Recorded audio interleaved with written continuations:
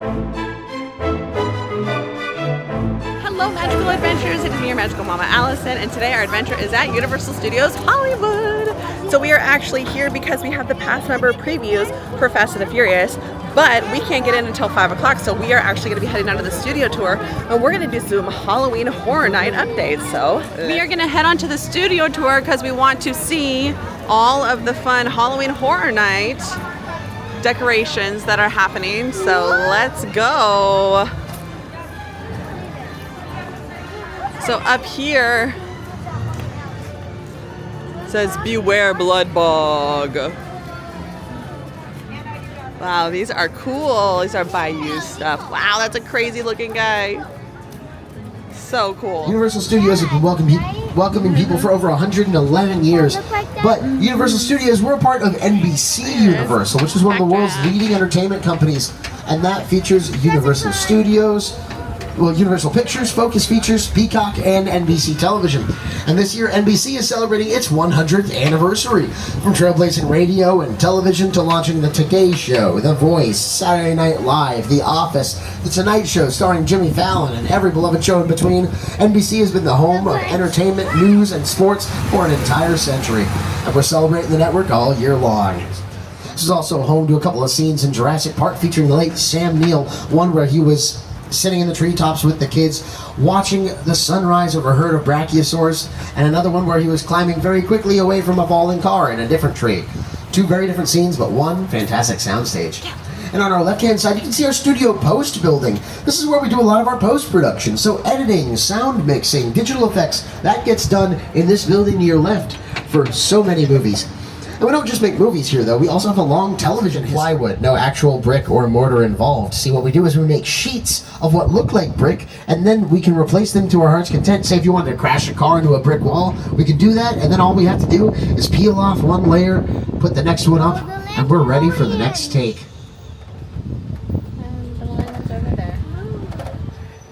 Now, coming up on our left here, you can see...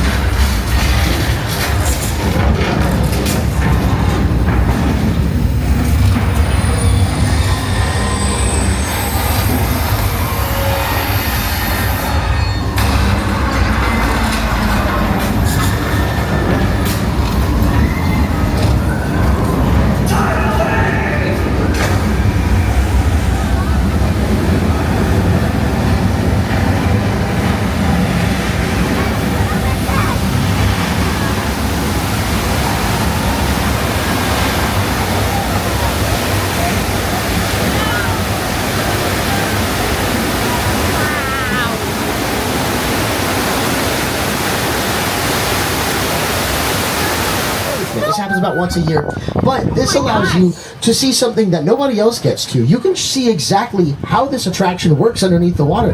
You can see all the different tracks that we have our animatronics on and able to go about throughout the lake here. And you can even see our shark fully out of the water there. His name is Bruce.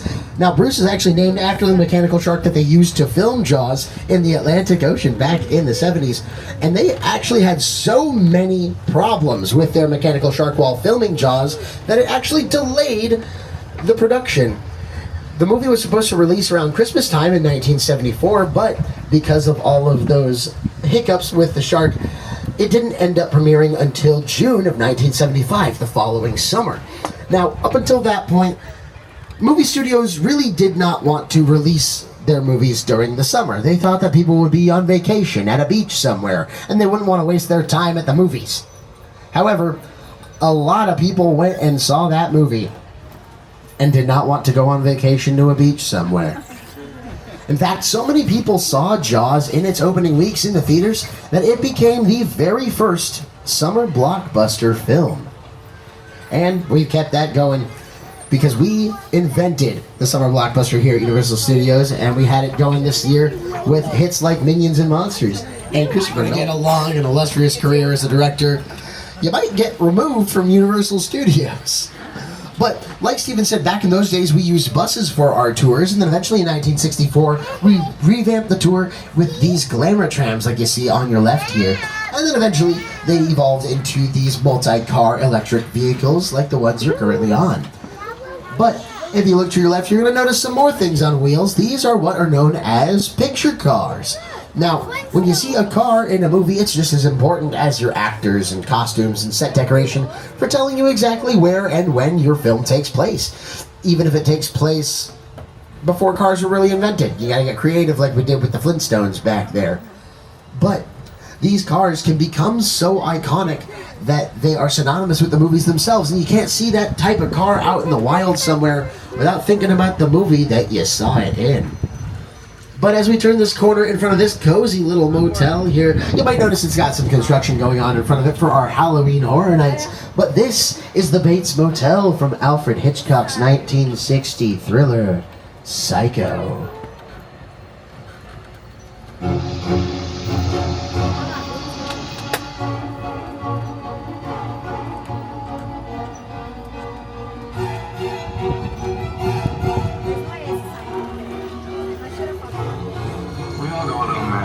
And up on the hill, we have the Psycho house. Now, when it was built for the movie Psycho, it was built as a facade. All you were ever going to see in the film was the front and one side of the house, so that's all we built. But in the years since then, we've built a few more walls, a roof, and everything. So be quiet. Why, Norman? Oh, he has a knife. Okay, we're going to get out of here then. Sorry, buddy. We'll get off your porch. Folks in car 4, look out. That guy's looking a little bit psycho. Okay, well, we're going to head away from that house and into a neighborhood where the houses are, well, they're looking a little bit worse. This is the plane crash site from Steven Spielberg's War of the Worlds. The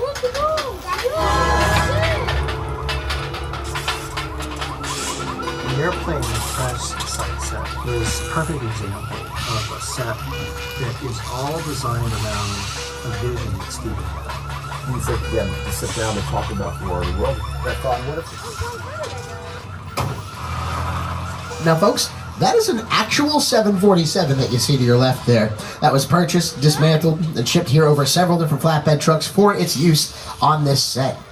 And it was an expensive plane. That cost $60,000 for the plane and another $200,000 for shipping and handling. But don't worry, we got the plane half off. But for now, we're just around 10 minutes or so from the end of our tour, so gentle reminder, remain seated, keep those hands and feet inside the vehicle, and if you have an emergency movie studio to people like you, and showing you a behind-the-scenes look at how some of your favorite movies are made, that's exactly what put Universal Studios on the map. And if you are not a past member and you would like to be, and you want to keep coming back to take this tour over and over and see what changes, you can upgrade your ticket today by visiting the Universal box office. And if you have not already downloaded the Universal Studios Hollywood app, you can download that to see everything from ride wait times to park hours, like tonight we close at 7 p.m. And you can even mobile order your food off the app as well.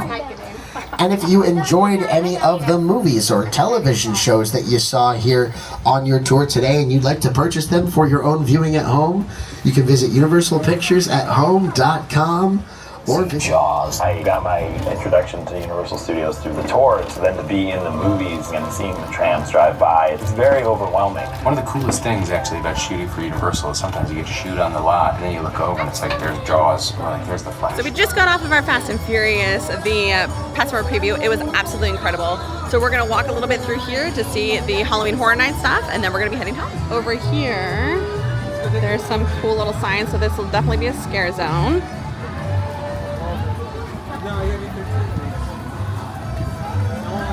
Look at how cool that looks. Now she is scary looking.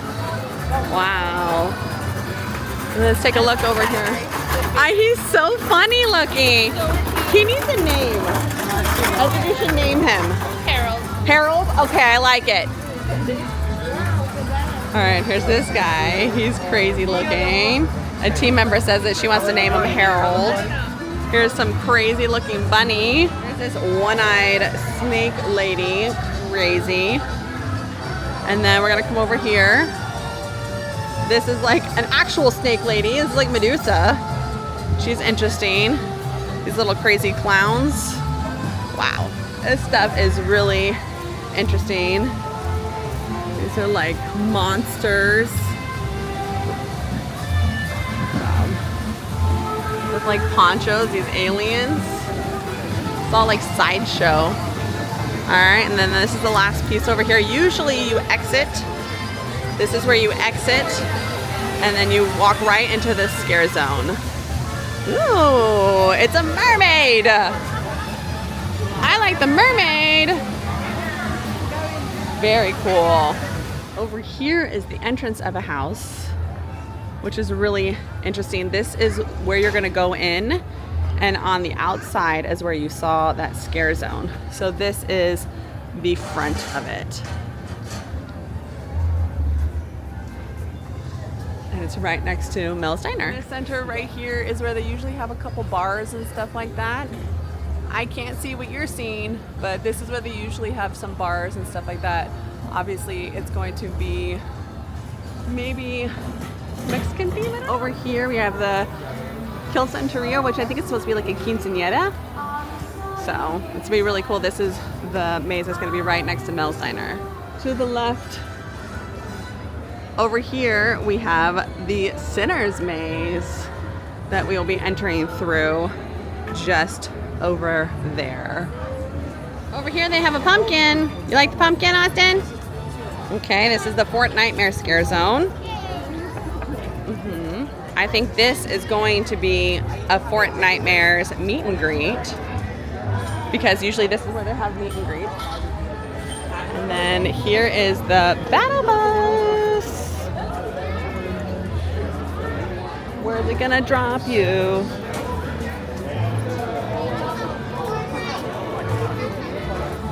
There it is, in all its glory. Here's the front of the bus.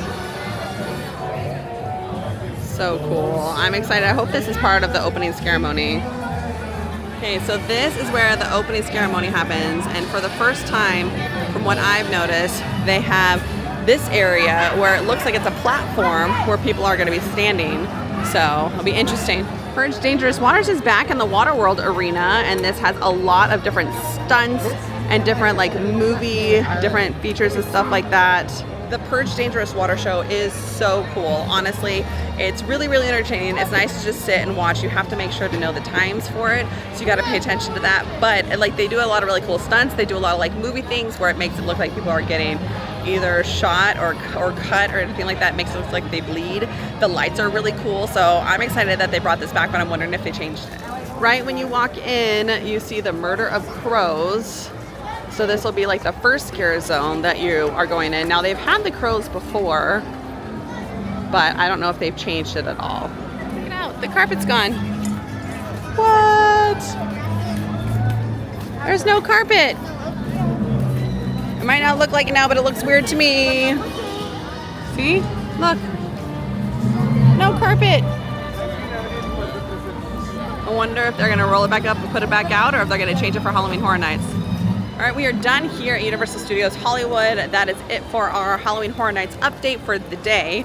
I'm glad we got to do the studio tour, because I got to like see a lot of the bottom stuff, but we ran out of time. We weren't able to go to the lower lot to see everything because the park closes. It's 7 o'clock and the park is closed. So we did the studio tour, we did our Fast and the Furious Passport preview, which was amazing, and then we got to see the upper lot and everything that's going on. So I'm really excited for Halloween Horror Nights. Let me know if you are too. Let me know what maze or what scare zone you're most excited for. I feel like the internet is most excited for Fortnitemares. So, all right, well, thank you so much for watching. Make sure you like this video if you love Halloween Horror Nights, and make sure you subscribe for more. Subscribe! Bye! Bye!